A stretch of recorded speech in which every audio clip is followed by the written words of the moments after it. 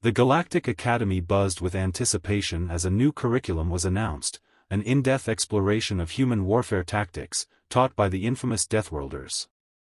This module promised to delve into the strategies of one of the galaxy's most feared and misunderstood species. Today, a team of human veterans, renowned for their battle prowess, arrived to lead the course. The Federation's headquarters on Aldera Prime gleamed under multiple suns, its grand halls filled with delegates and students from diverse planets. In the central auditorium, a massive screen flickered with images of the human warlords who had earned their fearsome reputation on the Deathworlds of Earth. The announcement sent waves of murmurs through the assembly of aliens, Empharians with their pacifist leanings, Vortians who prided themselves on advanced technology, and other races known for their own unique combat styles. As the massive doors of the auditorium creaked open, the Deathworlders made their entrance. The leader, General Jack Mercer, strode in with an air of confident authority, flanked by his team, Eliza Torres, a tactical genius, and Rio Kage, a combat specialist with a sharp edge. Their presence was imposing, their expressions unreadable. The aliens' initial reaction was a mix of curiosity and skepticism. "These are the humans who will teach us," whispered an Empharian student to a Vortian colleague, their eyes narrowed. The Vortian, adjusting his glasses, replied, "I hope they can live up to their reputation." General Mercer took the stage, his gaze sweeping over the room. "We're here to show you the reality of human warfare," he said, his voice carrying a tone of unyielding confidence. "Our methods are not merely tactics but a reflection of our adaptability and survival instinct." Eliza took over to provide a brief overview. "Human warfare has evolved through centuries of conflict, shaped by our environment and necessity. You'll learn not just how we fight, but why." As the students settled into their seats, the Deathworlders began their introduction with an overview of Earth's tumultuous history, a planet plagued by wars, revolutions, and constant innovation in combat techniques. The tales of battles from ancient skirmishes to modern warfare were presented with vivid, dramatic imagery that both intrigued and unsettled the audience. Despite the impressive display, the alien students were not easily convinced. Their faces reflected skepticism. They had seen their fair share of conflict but had evolved far beyond such primitive notions of warfare. "How can these methods possibly apply to our advanced technologies?" one student asked.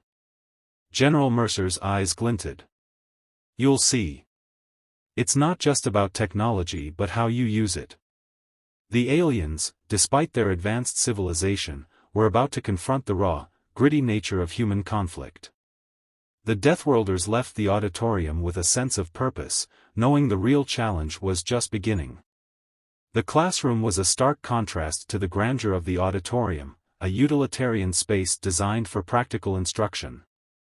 The Deathworlders began their lessons with a detailed exploration of human warfare history, diving into the myriad ways humans have adapted and survived through conflict.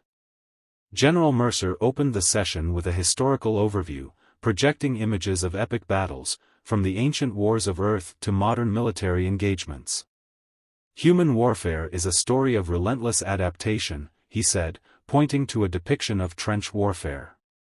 "In every era, we've faced new threats with innovative tactics." The alien students watched intently, their initial dismissiveness gradually giving way to intrigue.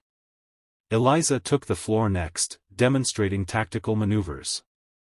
She set up a simulation showing human strategies, flanking maneuvers, diversionary tactics, and psychological warfare. The students, initially bemused, began to appreciate the depth of human strategies. Rio's turn was equally compelling. He demonstrated hand-to-hand combat techniques and survival strategies in harsh environments. His demonstration included a simulated guerrilla attack, showcasing the brutal efficiency and adaptability of human combat methods. The alien students were split in their reactions. The Empharians, committed to peace, struggled with the aggressive nature of the tactics, while the Vortians were fascinated by the innovative applications of technology within human warfare. "I didn't realize how sophisticated these strategies are," one Vortian student admitted, visibly impressed. The turning point came during a live simulation exercise. The students, divided into teams, were tasked with implementing human strategies in a simulated combat scenario. The simulation involved navigating a complex battlefield, setting traps, and executing surprise attacks. The aliens faced unexpected difficulties, revealing the harsh reality of human tactics. One alien team, attempting to use their advanced technology to outmaneuver their opponents, found their strategies repeatedly thwarted by a human-inspired ambush. The simulation ended with the alien team's defeat, prompting a discussion on the effectiveness of human ingenuity over sheer technological advantage. The students left the session with newfound respect. The complexities of human warfare were beginning to reveal their merits, even to those who had initially doubted. The simulation exercise was the pinnacle of the Deathworlders course.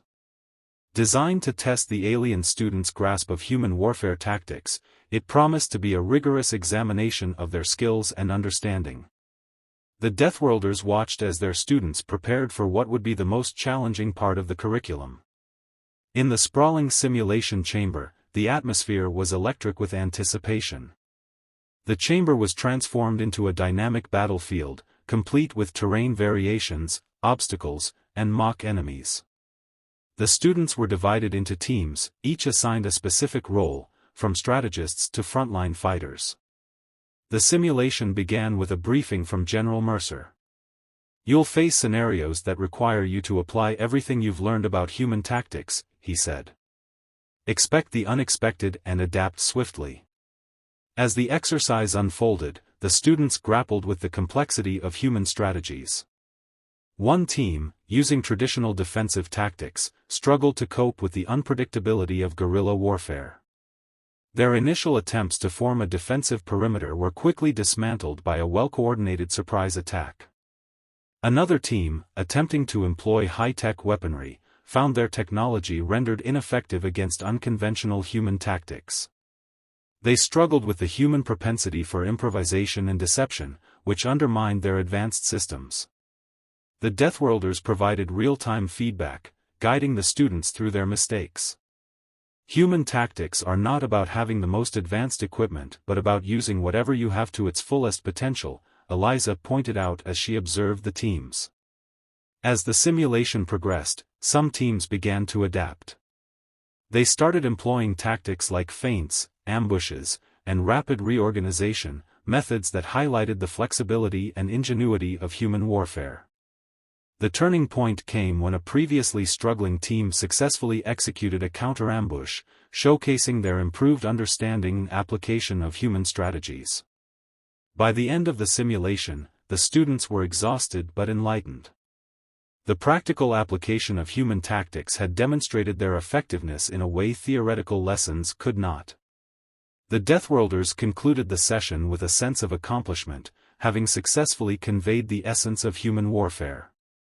The final debriefing session was held in the Academy's conference hall, where the Deathworlders and alien students gathered to reflect on the course. The atmosphere was charged with a mix of fatigue and excitement.